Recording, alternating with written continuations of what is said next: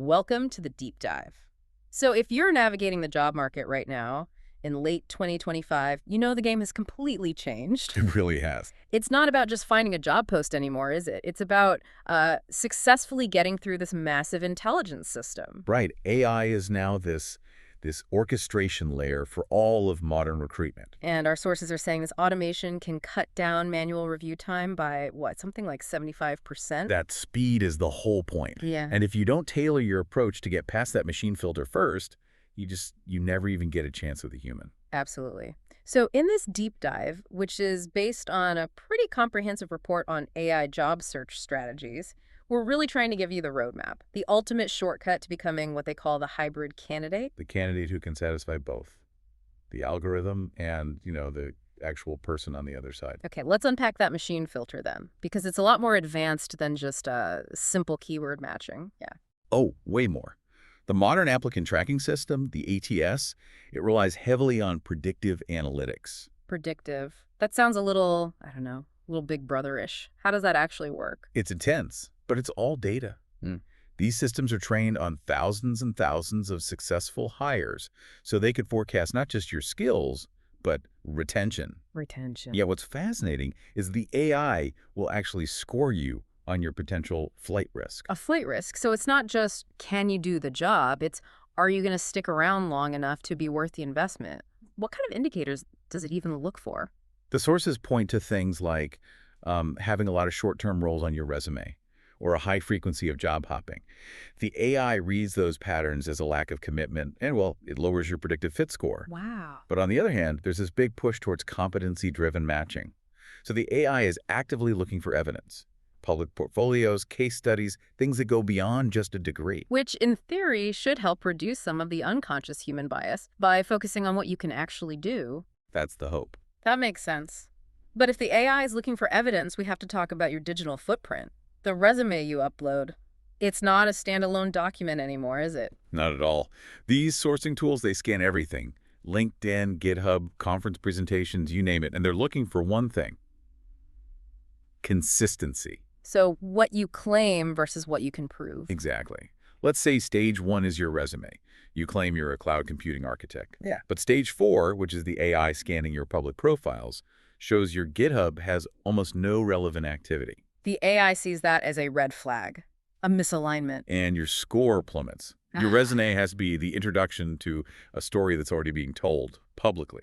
So let's get into the mechanics of that resume then. The dual filter. First up, getting past the machine. And that means structure is everything. The ATS needs clean, predictable data to score you properly. And the data on this is just brutal for anyone who likes a creative resume. We saw that 87% of resumes with standard formatting pass that initial screen.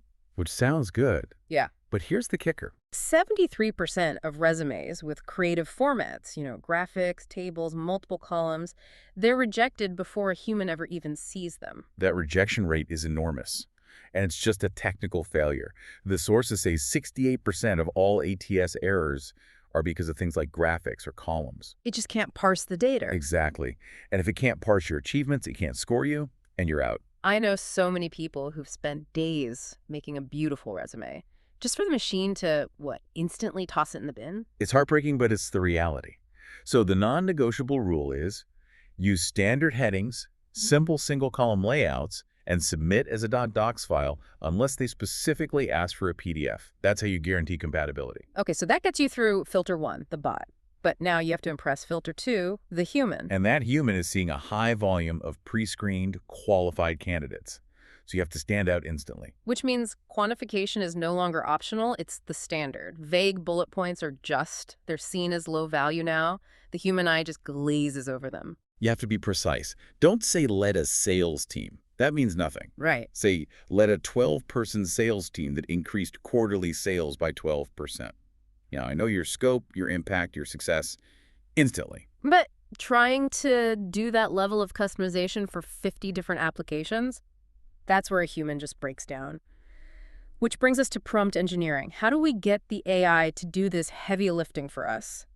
Well, you have to go beyond the generic LLMs. I mean, something like ChatGPT or Gemini can help a bit, but the specialized platforms are the real game changers. You mean tools like AI Apply, Enhanced Grave, or Kip Resume from the report? Exactly.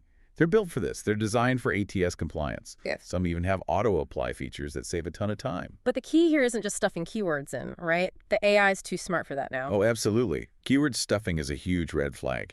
You can't repeat a phrase more than maybe 3 or 4 times. And forget old tricks like white text or keyword banks. The system will catch you. It has to feel natural, integrated into the story you're telling. It has to be contextual. So let's give people a really actionable prompt. If I have a boring, unquantified block of text from my old resume, how do I get the AI to punch it up? You need to give it a specific goal. For what we call quantification enhancement, you give it 2 things: your raw experience text and the target job description. And then tell it what you want back. Exactly. You want specific metrics, percentages, timeframes, numbers. So a real-world prompt might be something like, and I'm quoting here, review this work experience section and suggest where I could add specific metrics. Then you paste your section. Help me identify opportunities to include numbers, percentages, timeframes, or other quantifiable results. That's perfect. That kind of targeted instruction is what separates a generic, refreezed output from a truly optimized, ATS-ready document. Okay, so getting past the screening, that just earns you the right to be judged by the human. Let's talk about the higher stakes stuff: correspondence, interviews, the cover letter trap. It's a huge trap. Yeah. Because everyone is using AI, the generic letters are just overwhelming recruiters. You have to be hyper-personalized. And the way to do that is with what you call multi-stage prompting. You don't just ask for a letter. Right. Stage 1, Yep. you define your own unique voice and your key achievements. Yeah. Stage 2, you feed the AI your optimized resume and the job description and tell it to build the letter around a really specific, attention-grabbing opening, like a connection to something the company just did. And then the crucial third stage. You instruct the AI to cut all the filler language. Every sentence must focus on how you solve a specific pain point from that job description. It turns your letter from fluff into a targeted value proposition. And what about networking?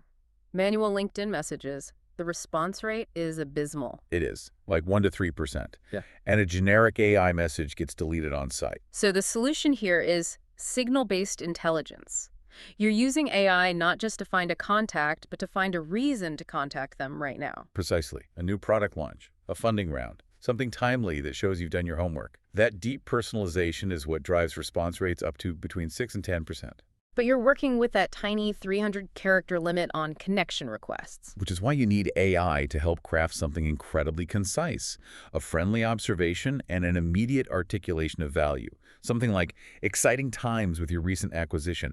Curious to discuss how AI is shaping your market strategy. It's precise, it's authentic, and it justifies the connection request instantly. Moving on to the interviews, AI has become a sort of 247 coach. It can handle, 90% of the mechanical prep work. This is a huge time saver. The report mentioned tools like InterviewBee AI, which asks you questions tailored to your resume and the job, and Huru AI for video practice, which gives you feedback on tone and delivery. And of course, Google's Interview Warm-Up is a great free resource to start with. So the model here is hybrid preparation. It is. You use the AI for the mechanical stuff, refining your STAR method answers, cutting out filler words like and like, but you save the human role-playing for the subjective things. Cultural fit, critical judgment, the stuff AI still can't quite grasp. But with all this AI preparation, we have to talk about the highest risk area, the idea of using it for live assistance. Yes, this is where things get really sticky. The tools that claim to give you undetectable real-time help during a video interview. They're a minefield. There's a paradox here, isn't there? The sources say that even if you're honest about using it, it undermines trust. It does, because hiring managers still expect human effort for complex tasks. But the alternative Is getting caught. and getting caught using it covertly triggers the absolute steepest decline in trust. It's reputational damage. It's offers being withdrawn. So the critical takeaway is just don't. Use AI to prepare to build your skills, but not for live performance. Over-reliance on the machine in the moment just makes you sound inauthentic, and frankly, it shows poor critical thinking. Which leads us to the biggest mistakes people are still making. Number one has to be failing to customize the generic AI output. Without a doubt. Number 2 is losing authenticity. Using AI to just invent achievements. You have to verify everything it generates, because these models can and do hallucinate facts. And don't forget the human. People get so obsessed with ATS optimization that their resume becomes this clunky, keyword-stuffed document that no real person wants to read. And finally, applying for the wrong level. Employers are actively screening out overqualified candidates because they see them as a high turnover risk.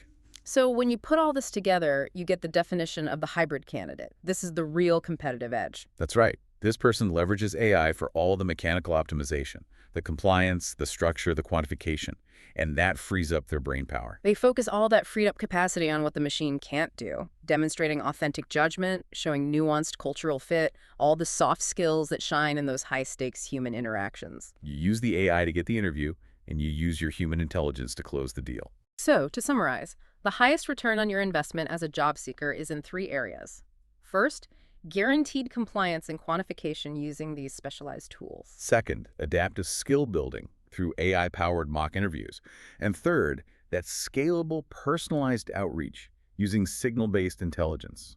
This whole back and forth, this evolution of AI on both sides of the hiring desk, it really has created an arms race, hasn't it? So what does that mean for the future? Well, the arms race has this really fascinating consequence. Because it's now easier for candidates to get past those initial screenings, recruiters are adapting. They're shifting their focus away from the automated steps and toward the highly contextual human interactions where AI is still weak. So here's our final provocative thought for you to chew on.